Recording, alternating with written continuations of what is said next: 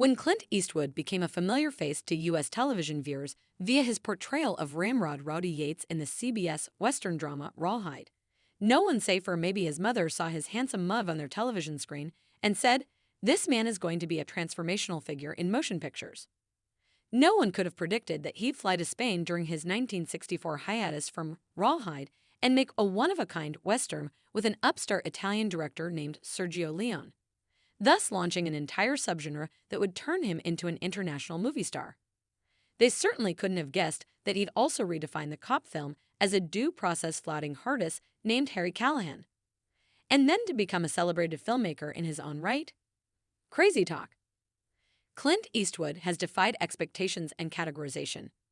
At the moment that he was riding high on Westerns and his Dirty Harry persona, he turned around and made his directorial debut with Play Misty for Me, a deeply unnerving thriller where he stars as a caddish Bay Area radio DJ who attracts potentially fatal attention from a devoted listener, the great Jessica Walter.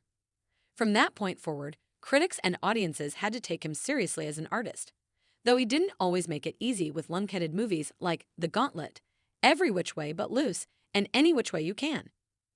The Academy of Motion Picture Arts and Sciences was hesitant to embrace Eastwood, but he finally forced the issue with Unforgiven, a revisionist Western that earned rave reviews and grossed $101 million at the U.S. box office.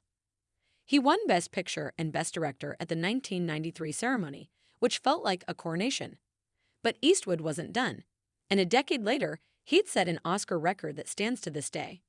Were it not for Peter Jackson's The Lord of the Rings, The Return of the King hitting its Oscar victory lap in 2004, Eastwood probably would have won Best Picture and Best Director for his adaptation of Dennis Lehane's neo-noir novel Mystic River, for which he received some of the best reviews of his career. The timing wasn't right that year, but he wound up getting a favorable Oscar draw the next year when he made the deeply sad $1 Million Baby, the boxing melodrama about a talented woman boxer, Hilary Swank, whose career and life are derailed by a cruel twist of fate, faced stiff competition from Martin Scorsese's The Aviator, but came out on top at the 2005 Academy Awards. The film won 4 Oscars, but its most notable triumph was Eastwood's second Best Director trophy. At the age of 74, Eastwood became the oldest Helmer to win the award, placing himself 6 years ahead of previous record holder Roman Polanski, who was 68 when he won in 2003 for The Pianist. With masters like Steven Spielberg, 78, Martin Scorsese, 82, and Francis Ford Coppola, 85, still active, Eastwood's record isn't necessarily safe.